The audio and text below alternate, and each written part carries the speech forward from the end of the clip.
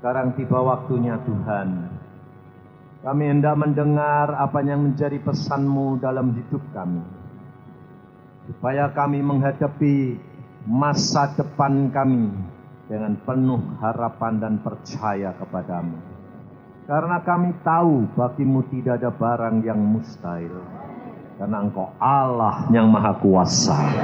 Terima kasih Bapak karena kami menjadi milik-Mu. Dalam nama Tuhan Yesus kami percaya dan mengucap syukur. Haleluya. Amin. Silakan duduk saudara. Mari kita buka firman Tuhan di dalam Mazmur Fatsal yang pertama. Dalam Mazmur Fatsal yang pertama, ayat yang pertama mulai sampai 6. Berbahagialah orang yang tidak berjalan menurut nasihat orang fasik, yang tidak berdiri di jalan orang berdosa, dan yang tidak duduk dalam kumpulan pencemooh. Tetapi yang kesukaannya ialah Taurat Tuhan, dan yang merenungkan Taurat itu siang dan malam. Ia seperti pohon yang ditanam di tepi aliran air, yang menghasilkan buahnya pada musimnya, dan yang tidak layu daunnya, apa saja yang diperbuatnya berhasil. Bukan demikian orang fasik. Mereka seperti sekam yang ditiupkan angin, sebab itu orang fasik tidak akan tahan dalam penghakiman. Begitu pula orang berdosa dalam perkumpulan orang benar.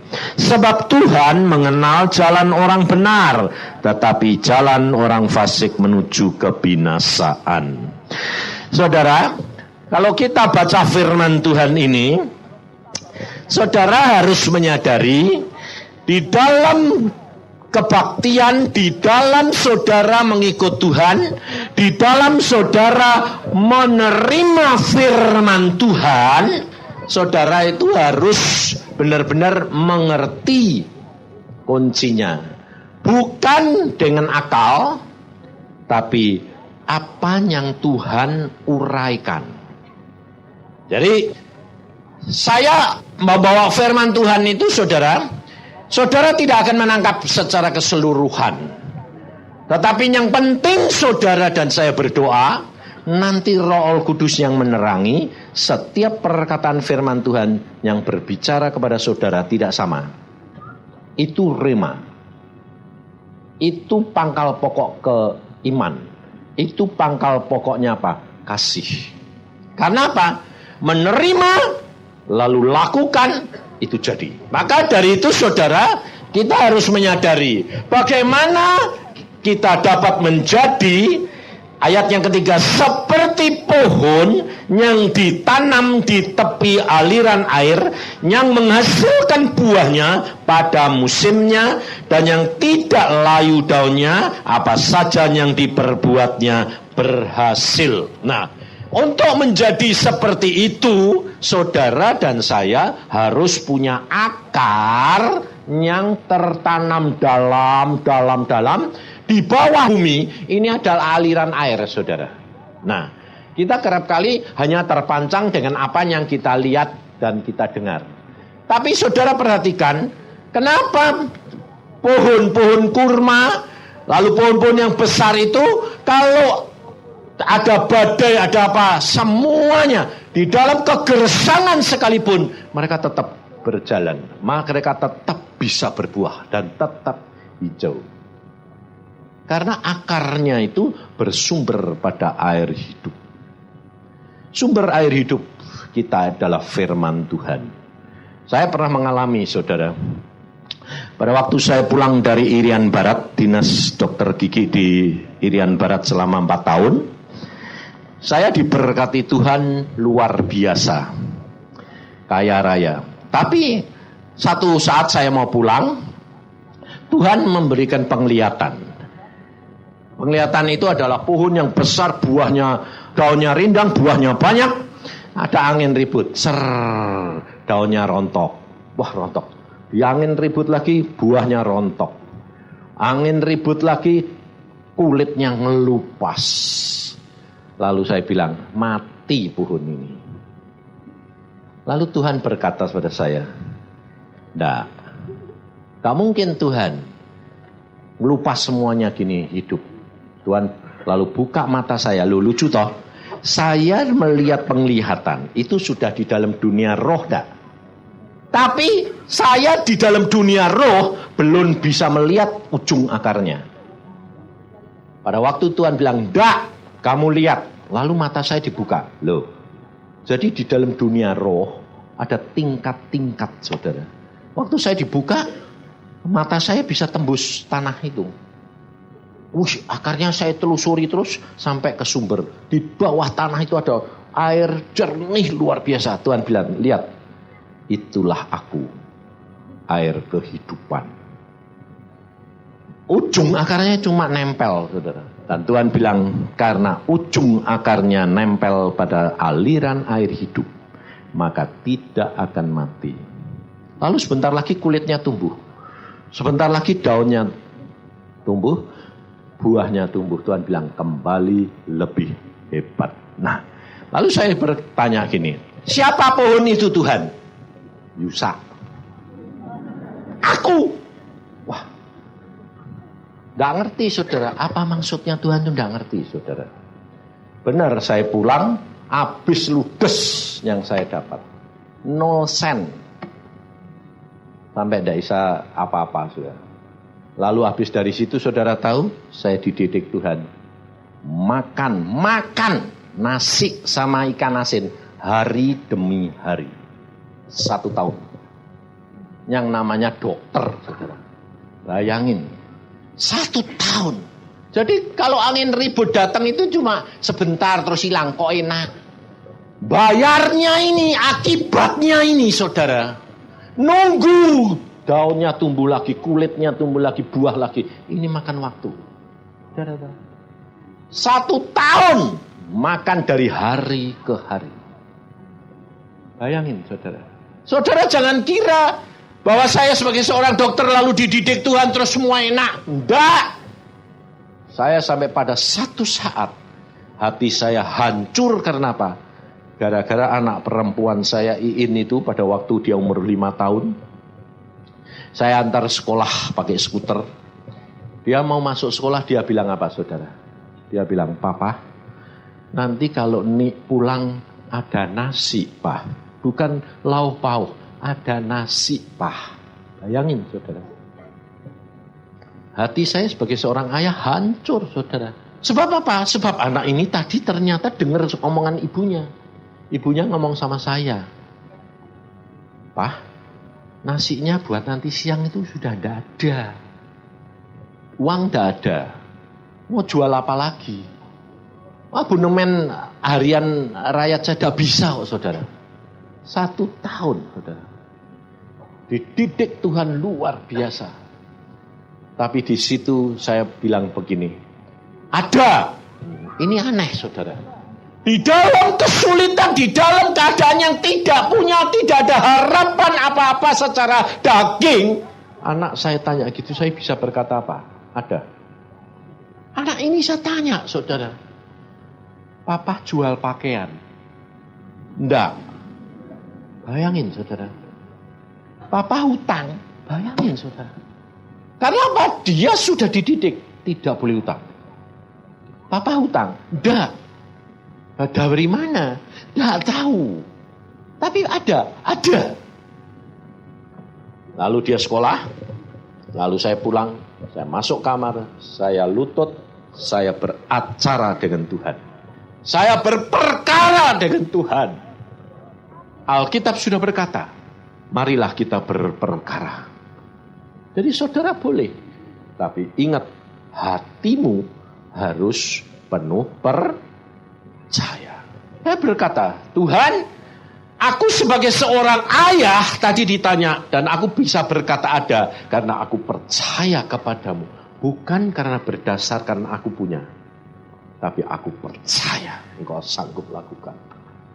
Lalu Tuhan berkata gampang, saudara bilang, memang ada. Saya bilang, dari mana? Nanti kamu tahu. Semua aku sudah atur pada waktunya. Bayangin, jam 9 ada bel. Saudara, siapa yang ngira Kalau ibu saya dari Jepara itu ngirim beras 20 kilo. Dan padahal perjalanan Jepara sampai Bandung itu makan waktu 4-5 hari. Bayangin saudara. Dia tidak tahu, karena apa? Pikirnya anaknya dokter, mosok beras tidak punya? Tak mungkin saudara. Tapi Allah sanggup lakukan segala perkara. Maka dari itu saudara, kamu harus ngalami.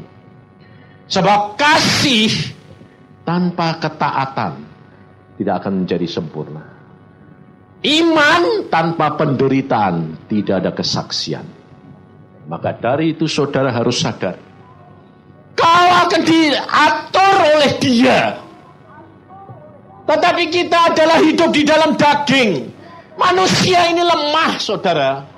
Jangan saudara kira kalau saudara sudah dipakai Tuhan, lalu saudara disertai Tuhan, lalu saudara mengatakan aku kuat, aku mampu. Iya, itu kalau sedang dikuasai oleh Roh Al-Kudus. Kalau tidak, takut saudara, takut. Makanya dari itu saudara alami. Pada waktu engkau berjalan bersama dengan Tuhan, kenapa Tuhan mengatakan renungkan firman-Ku siang dan malam? Pikirkan itu benar-benar. Sebab dengan engkau merenungkan firman Tuhan, maka Roh Al-Kudus ada di dalam diri kamu, menyertai engkau. Dalam saat-saat seperti itu, engkau kuat. Tapi kalau Tuhan sedang mengajar saudara, tidak ada kemampuan. Ini buktinya saudara. Saya satu saat didatengin, rumah saya datangi 10 preman, pakai parang besar-besar, jam 3 sore. Saya tidur, Denny anak saya masih kecil bilang, ketakutan semua. Sebab pintu ditendangi, dibacoin saudara. Lalu dia, Pak, ada orang jahat. Saya bangun jeglek itu ya. Saya itu jangan ngomong gini, jangan takut. Mosok sama orang takut bawa parang. Lihat papa. Bayangin saudara, saya orang gila tuh. Lalu saya buka pintu. Mau apa? Dalam nama Yesus. Wush. Langsung parang itu diayunkan, saya itu kakungin gini tuh. Saya bilang, mau apa kamu? Gak bisa turun saudara, gini. Wah, saya anak-anak jadi lihat, wush, mujizat. Wush, Papa punya kuasa. Aku diri heran setelah itu, aku kok bisa buat itu, gimana ya? Itu kenyataan saudara. Lalu keluar semua, satu orang mau minta uang. Minta, tapi jangan caranya kasar kayak gitu. Terus saya kasih cuma berapa? 3.000. Ya, terima kasih Pak. Ketakutan gitu. Saudara tahu di kampung saya itu dulu pinggirnya itu gang, itu jagoan semua di situ, mati peci, mata itu dibunuh semua di situ. Tempat saya itu hal sampai gini, Tuhan, Engkau ngasih rumah aja kok penuh preman. Kalau kita mau pulang saudara, di depan pintu orang duduk. Ini mau masuk rumah dewe, permisi. Ya, saudara. Aku sampai gini, Tuhan ngasih rumah kok kayak gini. Aku bilang, Tuhan bilang apa? Nah kalau tidak ngalami kayak gini, kamu tidak menjadi saksiku. Nah bagaimana jadi saksi caranya? Nah ini loh saudara, jangan membatasi kuasa Allah. Istri saya punya hal yang aneh. Dia punya watak. Jadi kalau dia tahu ada orang itu, jadi kalau dia beli dawet, beli kerupuk, dibagi-bagi gitu. Dikasih-kasih orang itu, kasih loh. Dengan makanan itu, orang itu jadi jatuh hati. Tapi tidak ada ketakutan, pemeresan itu ada terus. Tapi saya bilang, Tuhan, ini hidup kok kayak gini, mabuk-mabukan wong ini. Tiap hari ini, rumah saya yang saya beli itu saudara tahu, orang yang tinggal di situ tidak kuat beberapa bulan mesti keluar. Karena apa? Anaknya digebuki terus. Dibuat bulan-bulan. Untung Denny tidak dibuat bulan-bulanan. Satu saat saudara, itu Tuhan itu maunya dibawa kita di dalam satu masalah. Masalahnya apa? Berat. Ada orang kerasukan setan. Terus dibawa ke dukun di mana-mana, tidak bisa dibebaskan.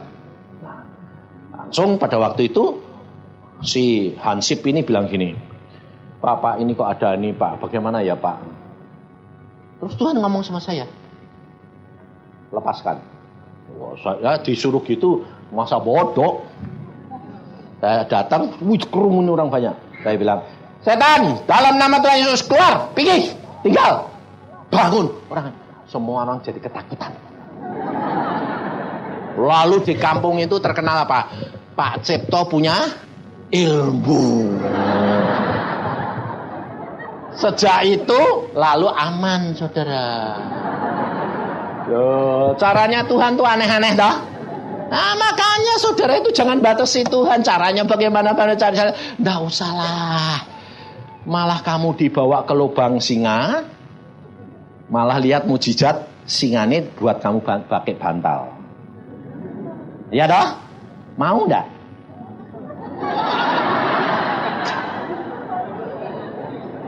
Ah, ya dah?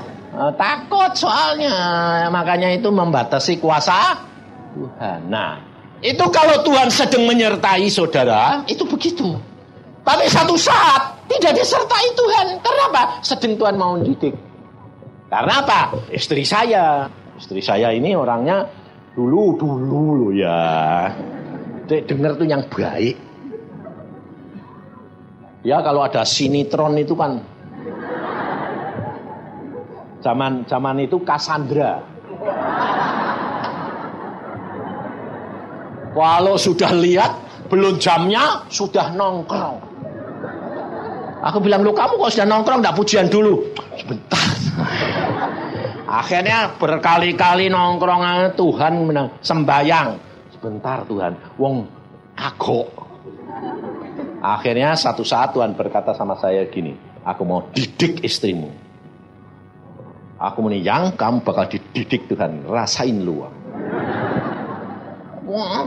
Wong lihat gitu aja kok masa gak boleh? Dia bilang, boleh, cuma jangan terikat. Tuhannya cemburu.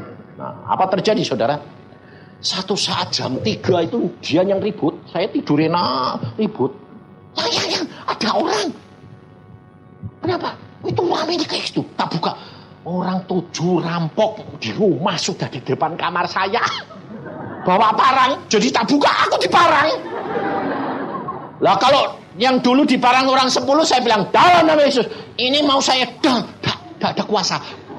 Dalam. Gak tutup.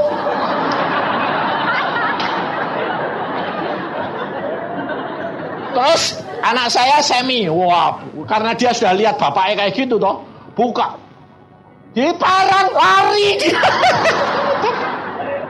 Lalu dia bilang, "Lu Tuhan, aku udah punya kuasa." Loh, Tuhan bilang apa? Sedang aku mau ajar. Loh, jadi kalau Tuhan tidak menyertai saudara, saudara tidak akan mempunyai kuasa. Makanya jangan pakai seenakmu, sok-sokan. Belajar dari Tuhan Yesus. Tuhan Yesus kalau mau menyembuhkan orang, dia tanya bapaknya. Roh Kudus berkata, bertindak. Nanti, sekarang, lusa itu haknya Tuhan. Maka dari itu saudara belajar. Maka pada waktu itu saya sampai, dalam nama Yesus, Tuhan kau tak punya kuasa. Tuhan bilang, enggak ada, enggak. Udah biarin. Jadi, diacak-acak. Lalu saya bilang sama istri saya, wah ini mesti telepon. Nah, telepon polisi. Akhirnya, ini kok masih rame di situ, diambilin apa semua gitu loh. Saudara, saya saking ketakutan, saya jadi teriak-teriak, rampok. Kalau saya ingat loh, malu saudara. Bayangin saudara, hamba Tuhan di kampung sudah terkenal punya kuasa. Orang mabuknya ketakutan. Ini rampok, teriak-teriak, rampok. Akhirnya rampoknya pergi. Polisi ini datang. Lalu saya bukai. Lalu polisi bilang, yang diambil apa Pak? Saya lihat. Ternyata nggak ada tuh. Oh cuma satu TV. Umurnya sudah 10 tahun. Gede gitu loh. Digotong-gotong turun tangga setengah mati loh saudara. Cuma ngambil TV tok, orang 7 yang masuk. Sampai saya bilang polisinya gini, lu ini ada keyboard, ada semua enggak dibawa Pak. Ya aneh. Kok aneh sih Pak? Rampoknya kok cuma senengnya kok TV. TV bekas lagi. Sudah jelek Pak, sudah. Wong remote sudah tidak jalan. Nah kok gotong-gotong setengah mati kayak gitu? Nggak ngerti. Tapi saya bilang, yang istri saya, kamu ngerti ngapa? Ya aku yang salah.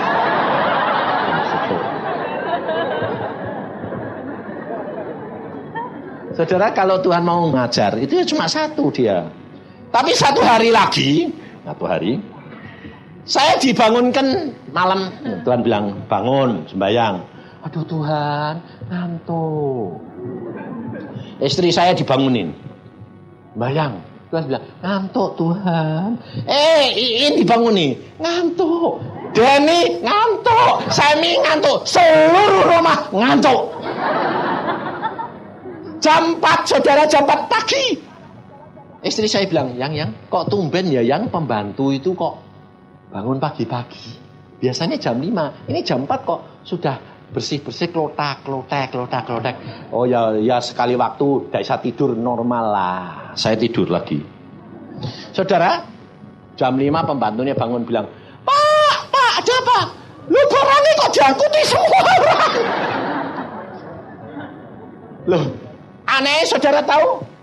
Yang kesukaan saya tip, dek, diangkut, 1. Yang istri saya punya jam yang bunyinya bagus, ting-tong, baru beli kemarinnya, diangkut.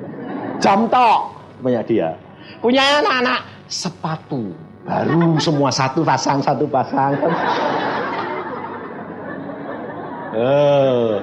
Jadi diangkuti satu semua, enggak banyak. Sampai bilang, kamu kehilangan apa? Wah, aku sepatu. Lu aku ya sepatu. Lu aku. Ngerti saudara? Tuhan itu kalau ngajar praktis. Hari demi hari diajar. Maka dari itu saudara, sejak itu saya tidak pernah berani. Kalau Tuhan bangun, tadi malam jam 2 saya bilang, Tuhan bilang bangun, sembahyang saya. Sembahyang, kenapa? Sudah kapok. Sebab kalau enggak, nanti mesti diajar lagi. Saudara tahu? Saudara ngalami enggak? Belum ngalami dah? Mau ngalami Tuhan. Supaya saudara itu kenal Tuhanmu itu luar biasa.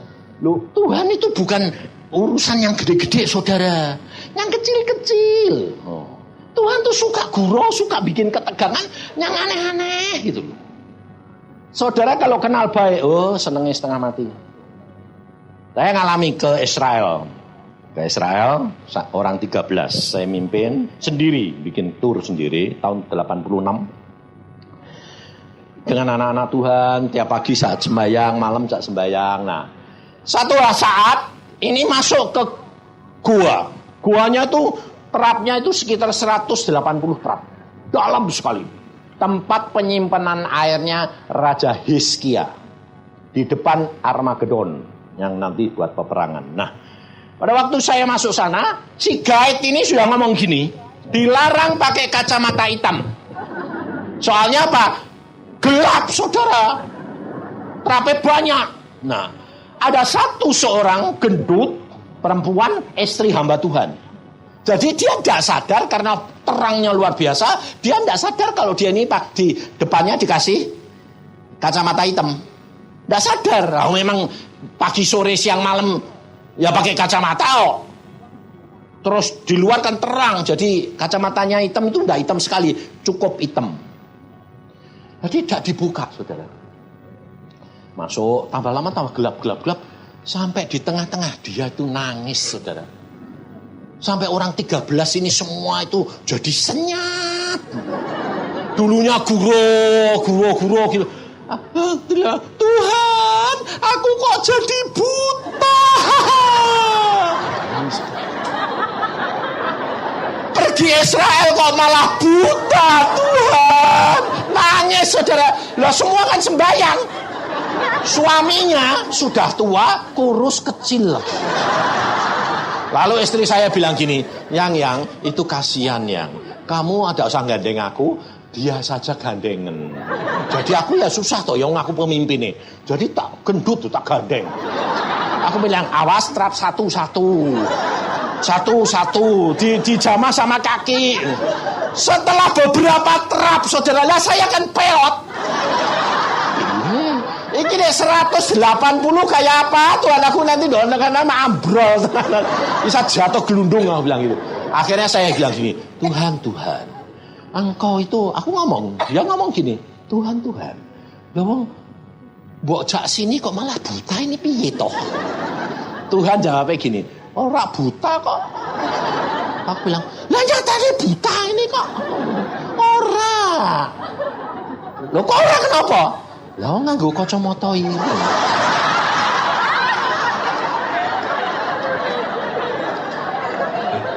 Pakai kacamata hitam.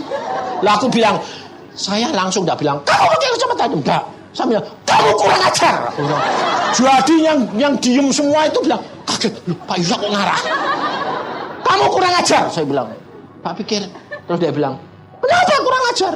Kok pakai kacamata hitam? Oh iya.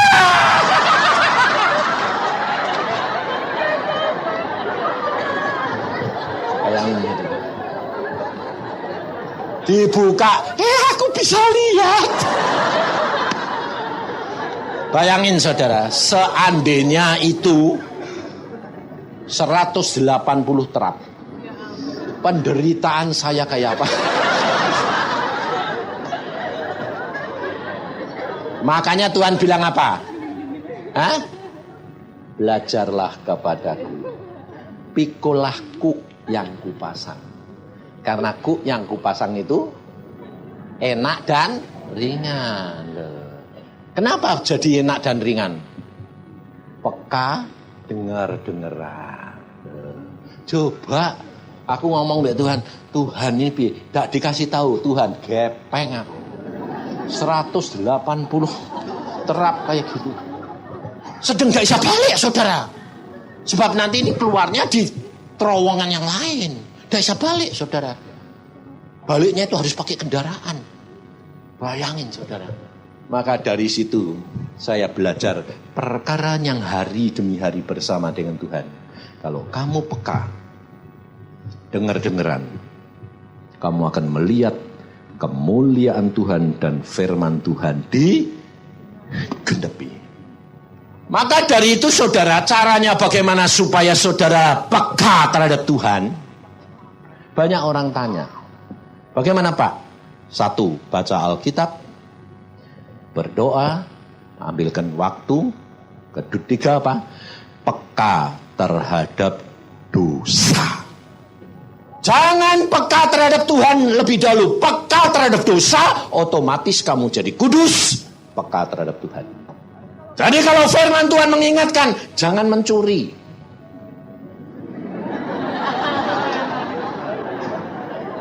Tapi masih ada cuma 1 Pak. Wah!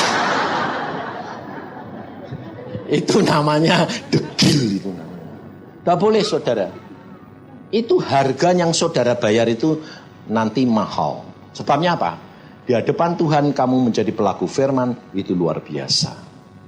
Maka dari itu saudara, alami. Nah, kita lihat kenapa hari ini Tuhan suruh memberikan saudara itu roti dan air. Ini bukan perjanjian lama, ini bukan perjanjian baru, tapi Tuhan mengatakan, firman Tuhan itu ya dan amin. Ini cuma sekedar supaya saudara tahu bahwa Allahmu memberikan kamu makan dan minum supaya kamu kuat.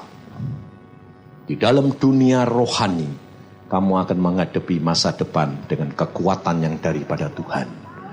Karena Tuhan itu tahu bahwa saudara ini lemah. Tapi jangan peristiwa seminar di sini lalu diterapin di gereja. Lalu kamu ngomong sama pendeta, Pak, mbok kasih makan roti be air. Enggak. Saya sendiri juga enggak ngeterapin. Ini kalau diperintah Tuhan baru kita lakukan. Sebab itu rema. Saudara tahu, saya pakai pakaian hari ini 6 bulan aku pernah pakai ini. Selalu batik toh. Tapi hari ini pakai ini kenapa? Tidak tahu dah. Aku ya tidak tahu. Tapi taunya karena ada yang dapat penglihatan. Dia bilang gini, Pak, hari terakhir kok Pak Yusa tidak pakai batik. Lu kenapa? Pak Yusa pakai safari kok. Hah? Warnanya putih. Hah?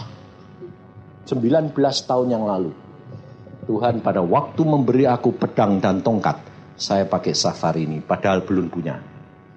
Jadi saya baru tahu, saudara. 19 tahun yang lalu Tuhan sudah berbicara. Di dalam akhir pelayananmu, engkau berikan kepada anak-anakku apa yang aku berikan kepada kamu. Bayangin, saudara. Dan saya teringat, karena apa? Saya pakai safari putih. Dan pedang dan tongkat itu kecil-kecil diberikan. Tapi kalau saya angkat jadi manjang. Pedang ajaib gitu. Tongkatnya ajaib gitu. Makanya saya bilang, oh Tuhan kok 19 tahun yang lalu pada waktu engkau panggil aku menjadi hambamu, engkau genapi semua. Ini terakhir saudara seminar di Jakarta. Tuhan bilang, berikan kepada mereka apa yang aku berikan kepadamu. Maka dari itu saudara, saya tidak ada sesuatu yang saya rahasiakan.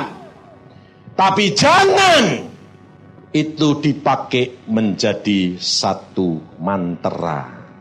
Karena apa yang Tuhan berikan kepada saya, itu dasar-dasar supaya iman saudara sampai, kasih saudara sampai kepada akhirnya kesempurnaan.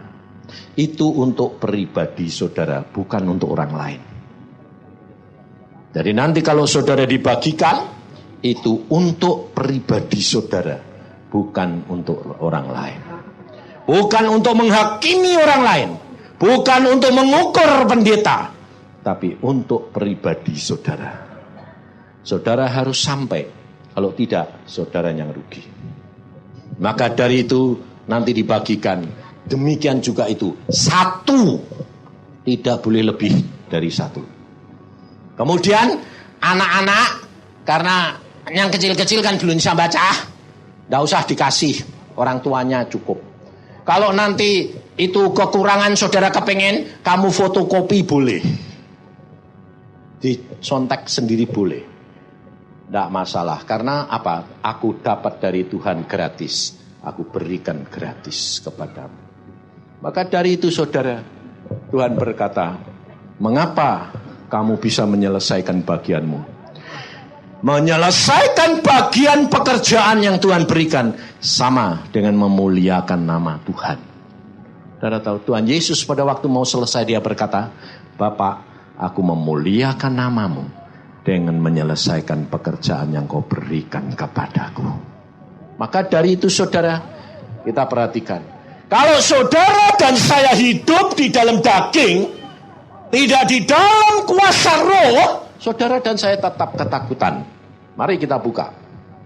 Di dalam 1 Raja-Raja Fatsal yang ke-19. 1 Raja-Raja Fatsal 19. Supaya saudara dan saya belajar akan firman daripada Tuhan. Dan saudara dan saya mempunyai bekal. Mempunyai pandangan yang benar, bukan pandangan yang salah. 1 Raja-Raja 19. Elia ke Gunung Horeb. Ketika Ahab memberitahukan kepada Isabel segala yang dilakukan Elia dan perihal Elia membunuh semua nabi itu dengan pedang, maka Isabel menyuruh seorang suruhan, perhatikan saudara, maka Isabel menyuruh seorang suruhan mengatakan kepada Elia, beginilah kiranya para Allah menghukum aku, bahkan lebih lagi daripada itu, jika besok kira-kira pada waktu ini aku tidak membuat nyawamu sama seperti nyawa salah seorang dari mereka itu. Jadi Isabel menyuruh satu orang loh saudara, menemui Elia, nabi Tuhan yang baru kemarin dulu membunuh, melawan Raja Ahab dengan dukun-dukunnya, nabi-nabinya, 450 orang dibunuh sama dia. Karena dia disuruh oleh Tuhan. Dia berani menguasai. Tapi terhadap seorang perempuan Isabel, hanya suruhannya mengancam Elia. Apa yang terjadi, saudara? Ayat yang ketiga, maka takutlah Elia, lalu bangkit dan pergi menyelamatkan nyawanya. Dan setelah sampai ke Beersheba yang termasuk wilayah Yehuda, ia meninggalkan bujangnya di sana. Tetapi ia sendiri masuk ke padang gurun sehari perjalanan jauhnya, lalu duduk di bawah sebuah pohon arar. Kemudian ia ingin mati, katanya. Cukuplah itu sekarang ya Tuhan, ambillah nyawaku, sebab aku ini tidak lebih baik daripada nenek moyangku. Bayangin, saudara, seorang nabi besar, dia dapat menahan hujan 3,5 tahun. Lalu atas perintah dia, hujan turun. Bayangin, saudara. Tapi terhadap seorang perempuan Isabel, dia takut. Aneh enggak? Di sini kita belajar, saudara. Selama saudara tidak bersama dengan Tuhan, saudara tidak akan mempunyai kemampuan untuk mengatasi masalahmu. Saudara tidak akan mempunyai kemampuan. Hanya dengan Tuhan saudara mampu. Saudara mengalahkan sifat burukmu aja susah kok. Ini saya ini loh, saudara. Saya itu punya sifat buruk apa? Judi. Di samping mata duitan itu judi. Saya itu paling seneng kalau judi itu apa? Ketegangan. Jadi kalau pas tegang gitu tuh, wah, paling nikmat. Saudara, terus saya dibebaskan Tuhan. Setelah dibebaskan Tuhan, saudara tahu, apakah itu kadang-kadang timbul enggak? Timbul, saudara, kadang-kadang. Pada waktu saya di Amerika, pelayanan di Los Angeles, setelah retreat, hari keempatnya libur sehari. Saya enak-enak libur sembahyang, baca Alkitab, enak. Ditelepon orang pakai mobil. Pak, aku bawa mobil, Pak. Bapak libur sehari itu. Yuk pergi Las Vegas. Dari LA Las Vegas cuma 4 jam kok, Pak. Bisa bolak-balik, Pak. Nanti di sana main, lihat-lihat, 1 jam 2 jam balik, Pak. Waduh, langsung denger Las Vegas. Memang dari dulu aku sudah kepingin. Tapi sama Tuhan tidak boleh. Aku bilang, kenapa sih Tuhan tidak boleh? Karena aku sudah jadi hambamu. Aku sudah tidak senang judi, Tuhan. Tuhan bilang, kamu tidak mengenal watakmu sendiri, dagingmu. Kenapa sih Tuhan? Kalau kamu sudah sampai di sana, tidak kuat. Paling-paling dulunya sih lihat-lihat, tapi lama-lama ketarik. Terus aku bilang, boleh Tuhan? Tidak. Aku bilang, enggak. Kenapa, Pak? Enggak boleh. Loh, cuma lihat-lihat, Pak. Enggak. Karena apa? Cinta itu turunnya dari mana? Gara-gara lihat, turun ke pikiran, ke hati, betul lah? Enggak, bebas, saudara. Coba saya bilang gini, Tuhan, seandainya saya ke sana, oh jatuh kamu. Pasti jatuh. Kamu kan kenal watakmu sendiri. Mata keranjangmu ya masih. Loh, tapi kan ndak anu tau Tuhan. Aku yang menghindarkan. Bukan karena kamu mampu. Saudara tidak akan bisa. Mata duiten itu jangan kamu kira gampang. Susah. Makanya Tuhan bilang, kamu ndak boleh punya duit banyak-banyak. Kenapa? Kamu masih mata duiten. Masa sih Tuhan? Buktiin. Aku bilang, buktiin. Dibuktiin, saudara. Dibuktiin. Ada pengusaha datang, dia bilang gini, Pak Yusa, kamu disayang Tuhan loh. Besok jam 10 saya transaksi. Kamu dapat 100 juta. Itu tahun 89. Waduh, saya bilang 100 juta. Hah. Wah, Tuhan baik ya. Udah, besok jam 10. Saya masuk ke kamar sembayang. Tuhan kok baik Tuhan, 100 juta. Ternyata semalam tidak bisa tidur. Gara-gara apa? Ini 100 juta buat apa ya? Jam 5 sembahyang sama istri saya, Tuhan tanya gini, Yusa, kamu semalaman ngapain?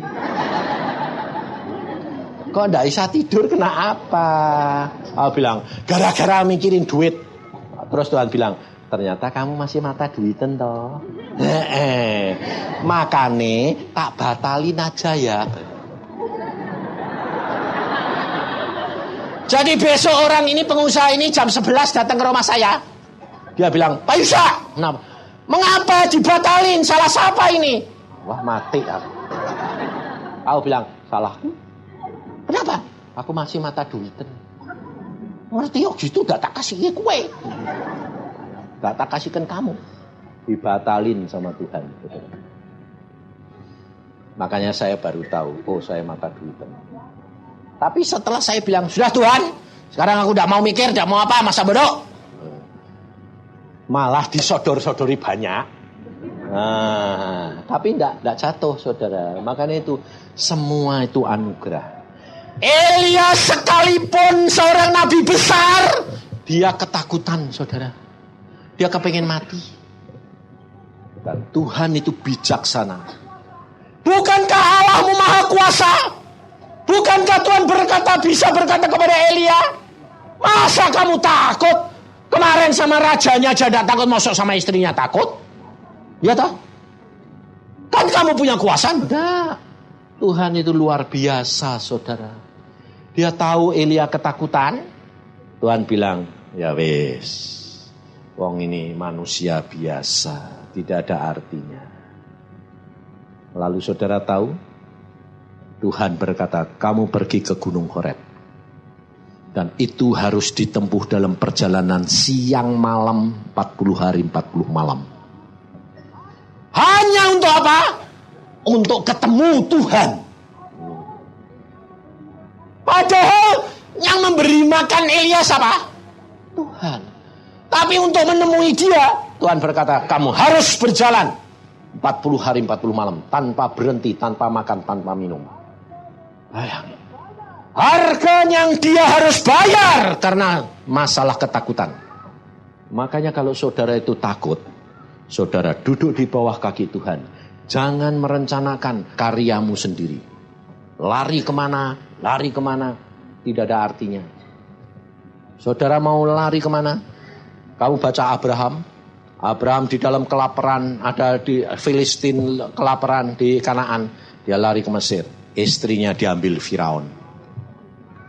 Iskak mau keturunannya sama, kelaparan mau lari ke Mesir. Tuhan langsung ngomong, jangan pergi ke Mesir, tinggal di sini. Aku akan memberkati kamu. Iskak nurut. Maka dari itu saudara, coba belajar. Saudara harus ngomong sama jiwamu. Siapakah kamu? Aku sudah menjadi miliknya Tuhan. Jangan mengatakan begini, aku sudah punya Tuhan. Itu namanya masih sombong. Kalau kamu punya Tuhan, itu Tuhan mbok gunake saenakmu. Tapi kalau kamu milik Tuhan, Tuhan yang berkuasa atas diri kamu. Ngerti? Jadi kalau saudara bilang, aku milik Tuhan, apapun Tuhan bertindak atas namanya buat aku. Aku bodoh. Makanya ayat yang saya akan sampaikan nanti, saudara, Tuhan berkata apa? Kamu bodoh Yusa, kamu berkata kepada jiwamu sendiri, dagingmu, kamu hanya tulang-tulang kering, tidak ada artinya. Kenapa? Karena Tuhan sendiri pada waktu saya 3 bulan itu cuma puasa, makan cuma sekali. Lalu Tuhan berkata, kamu sudah mati sekarang, tinggal tulang-tulang kering. Bawa pulang, sejak ini hidupmu bukan milikmu, tapi aku yang ngatur kamu. Maka diberikan 7 kata-kata yang Tuhan berkata. Perhatikan dan itu camkan dalam hati dan pikiran. Katakan kepada jiwamu. Supaya kamu sadar, hidupmu bukan kamu lagi, tapi Roh Allah Kudus, Kristus yang hidup di dalam kamu. Segala sesuatu kamu tanya, apa saja. Saya sudah buktikan saudara. Hanya karena gara-gara kacamata hitam kok Tuhan jawab. Tuhan tidak suka guro toh? Suka guro. Dulu di sini dia tidak suka ketawa, tapi sekarang dia di surga ketawa terus. Tuhan kalau ketawa di surga, saudara, seluruh surga bergema. Semua dengar ketawanya Tuhan. Jadi semua orang turut ketawa. Tuhan itu luar biasa, saudara. Saya sampai bilang, Tuhan dulu di dunia kok kamu tidak pernah ketawa sih Tuhan. Habis gotong dosanya orang sedunia, susah terus. Sekarang aku sudah jadi raja kok. Makanya kamu itu harus nurut. Segala sesuatu Tuhan bisa. Nah, lalu apa yang Tuhan mau lakukan? Meskipun Elia di dalam ketakutan sekalipun, dia berkata, ayat 5, sesudah itu ia berbaring dan tidur di bawah pohon arar. Tetapi tiba-tiba seorang malaikat menyentuh dia serta berkata kepadanya, bangunlah, makanlah. Ketika ia melihat sekitarnya, maka pada sebelah kepalanya ada roti bakar dan sebuah kendi berisi air. Lalu ia makan dan minum, kemudian berbaring pula. Tetapi malaikat Tuhan datang untuk kedua kalinya dan menyentuh dia serta berkata, bangunlah, makanlah, sebab kalau tidak, perjalananmu nanti terlalu jauh bagimu. Maka bangunlah ia lalu makan dan minum, dan oleh kekuatan makanan itu ia berjalan 40 hari 40 malam lamanya sampai ke gunung Allah, yakni gunung Horeb. Jadi saudara tahu, untuk ketemu Tuhan ada harga yang saudara dan saya harus bayar. Dan harga itu bukan saudara yang menetapkan, tapi dia. Setiap pribadi tidak sama.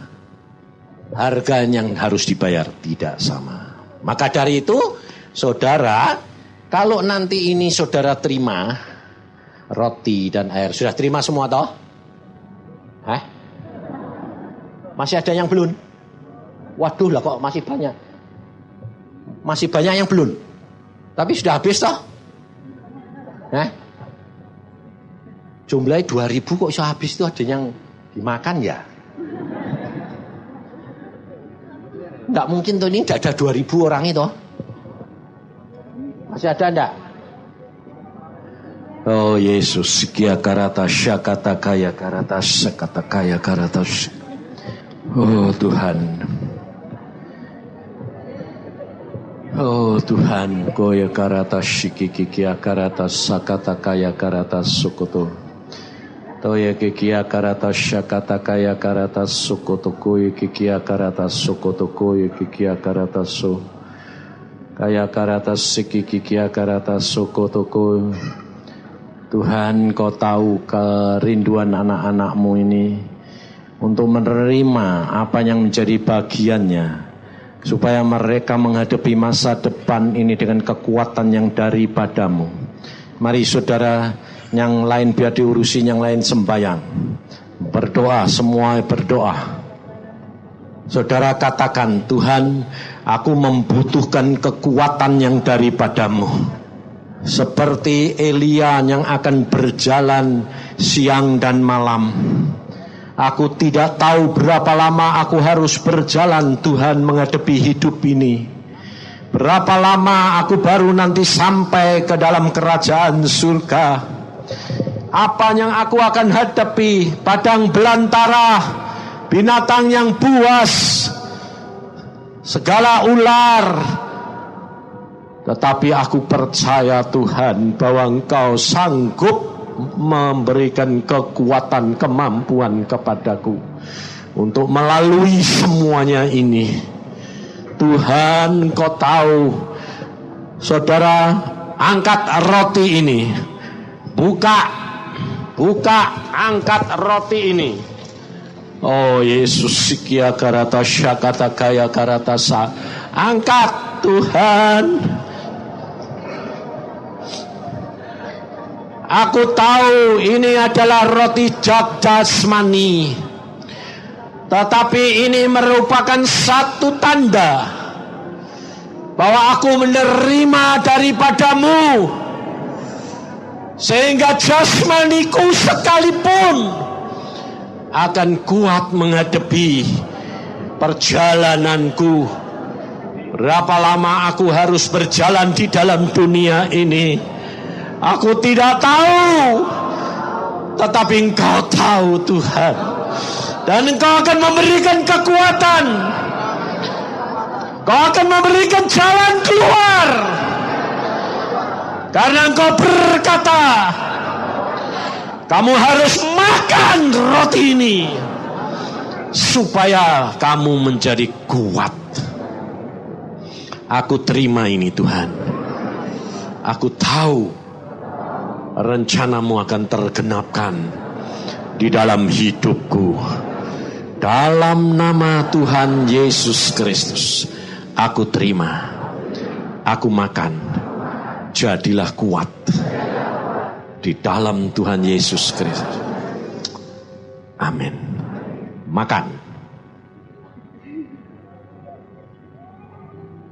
Sambil berdoa.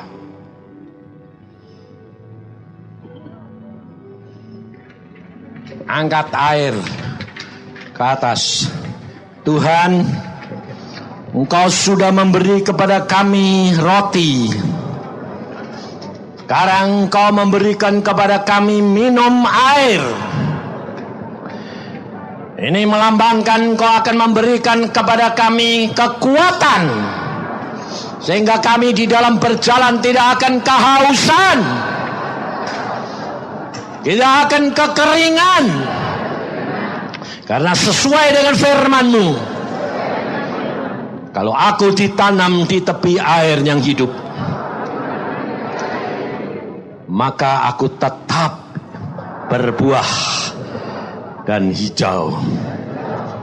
Maka dari itu Tuhan, terima kasih. Ini adalah pemberian-Mu, supaya kami dapat berjalan dan tidak akan kehausan. Dan kami akan sampai ke gunung Allah, di mana Engkau menantikan kami. Dan kami boleh berkumpul bersama dengan Engkau. Terima kasih Tuhan. Di dalam nama Tuhan Yesus, kami mengucap syukur. Dan kami terima ini. Haleluya. Amin. Minum. Terima kasih Tuhan. Engkau begitu baik, sehingga kami mampu untuk menghadapi masa depan. Apapun yang akan terjadi, kami tahu bahwa kami akan kuat bersama dengan Engkau. Karena Engkau Tuhan yang membekali kami. Kau akan memberikan bekal kepada kami. Kau memberikan tongkat kepada kami, yang akan menuntun kami Tuhan ke dalam seluruh perjalanan hidup kami. Karena kami buta, hanya Engkau yang dapat menuntun kami. Tongkat-Mu lah yang akan menuntun kami di dalam masa-masa yang gelap, yang sukar sekalipun. Karuniakan kepada kami, supaya kami peka dan kami berjalan barang kemana Engkau mau. Demikian juga di tangan kiri kami, Engkau memberikan pedang bermata dua, sehingga apabila kami menghadapi musuh, kami bertanya kepadamu Tuhan Roh Kudus. Dengan pimpinan Roh Kudus, kami akan memarang musuh kami, sehingga kami mendapatkan kemenangan. Karena pedang kami adalah firman-Mu, dan Engkau sudah melengkapi kami. Anugerah Bapa ini, terima kasih Tuhan. Dan di dalam diri kami, kami mengaku, satu, kami tidak mempunyai apa-apa kami bodoh.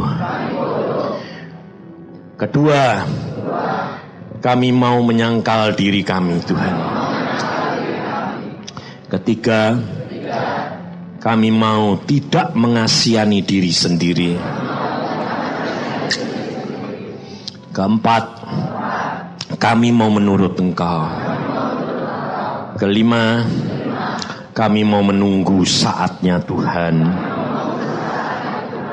Keenam, semua adalah karya Roh Allah Kudus